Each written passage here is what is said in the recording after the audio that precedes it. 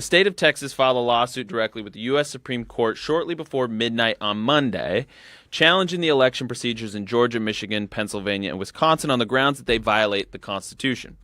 So one of the first things that we need to explain in this instance is, how did Texas get to the Supreme Court when other litigators like Jenna Ellis and Rudy Giuliani have been essentially barnstorming the nation in all of these 6 battleground states? Shut out. And they've had their cases dismissed, and what they do instantly is they appeal. And you'll often hear somebody like Jenna Ellis say, "Hey, thanks for turning us down quickly. That's the main thing. We knew you were going to turn us down. We're on our way to the Supreme Court." So what's so genius about what happened today with Texas, and why it's a big deal, why this story on Breitbart that I'm reading from by Joel Pollack, who's a friend of the show, why it has 20,000 comments right now, which is a lot, is that they found a loophole, essentially, a legal maneuver that got them right to the top of the food chain here, which is the Supreme Court. So here's the kicker of how they were able to do this. Texas approached the Supreme Court directly because Article 3 provides that it is the court of first impression on subjects where it has original jurisdiction, such as disputes between 2 or more states. So that's the kicker. Article 3 states that because it's a dispute between 2 states, in this instance, we're talking about Texas versus Georgia, Michigan, Pennsylvania, and Wisconsin. Court has to determine. So they have to determine it because it's 2 states going back to back here, going up against each other. That's brilliant. Anyway, so these are the merits of the case. So Texas is arguing that Georgia, Michigan, Pennsylvania, Wisconsin violate the Constitution because they violated the Electors Clause of the Constitution, because they made changes to voting rules and procedures through the courts or through executive actions, but not through the state legislatures. Okay, so in the Constitution, the Electors Clause grants state legislatures the authority to do these sorts of things, right? So to change election laws at the state level. Something Charlie always says, and something we repeat, it's a mantra here. The United States was formed by the states, not the other way around. The United States created the federal government. Yes, exactly. Yep. Not the federal other way government around. did not create the states. So embedded all over the Constitution are little clauses like the Electors Clause, which says the states have the power.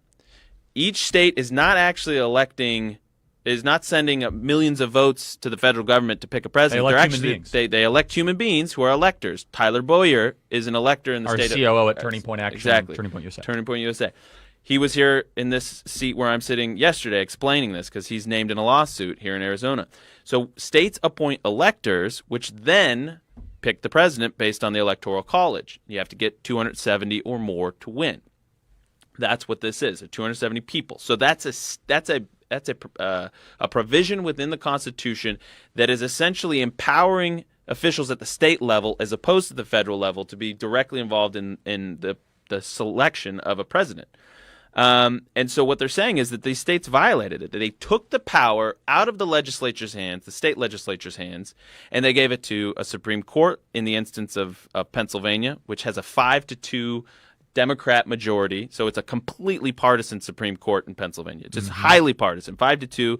If you're taking a case that is argued by Republicans in Pennsylvania, fat chance. It's not going to happen. You're 5-2, you're out. And that's what happened. Pennsylvania, Act 77 was a law that was passed in a bipartisan fashion in 2019 that allowed for no excuse mail-in voting. What that means is I can request an absentee ballot without an excuse. I don't need an excuse. I don't need to say that I'm bedridden. I don't need to say that I'm going to be living in France. I can just say, hey, I want one. Okay, great. But it did have certain provisions, and it had certain deadlines, and it had certain safeguards. What happened in that instance was that the Supreme Court gutted it in a case. They gutted all those provisions because of COVID. So they used COVID, and this is what we've seen all across the country. This is why this is an issue. This is why it's an issue at all. This election is historically it's just terrible. There's no precedent. There's no precedent. There's no safeguards. The laws and the safeguards have been gutted. This is why we keep seeing across the country rejection rates for absentee ballots and mail-in ballots.